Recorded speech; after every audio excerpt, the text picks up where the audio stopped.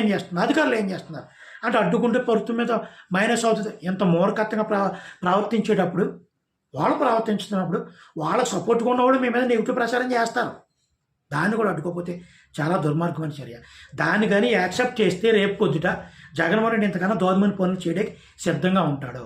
కాబట్టి చంద్రబాబు నాయుడు గారు ఒకటి తెలుసుకోవాలి, పరిపాలన చేస్తూనే అటాక్ ఇవ్వాలి తప్ప ఇంకా డిఫెన్స్లో ఉంటూ ఇంకా అదే పాతకాలపు రాజకీయాలు చేస్తూ కార్యకర్తలు అట్టుడుకుపోతున్నారు. కార్యకర్తలు ఏదో సంతృప్తి చేయడం, కొంతమందిని అరెస్ట్ చేసినప్పటికీ ప్రభుత్వ విధానాలు మారాలి, రాజకీయ విధానాలు మారాలి. ఎట్ ది సేమ్ టైం ప్రజలకు ఇబ్బంది లేకుండా ఎటక్కిచ్చే విధానాలు ఉండాలి.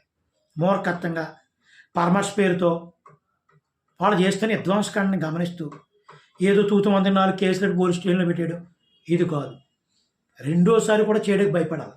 అటువంటి చర్యలు తీసుకోవాలి, చట్ట ప్రకారమే తీసుకున్న చర్యలు.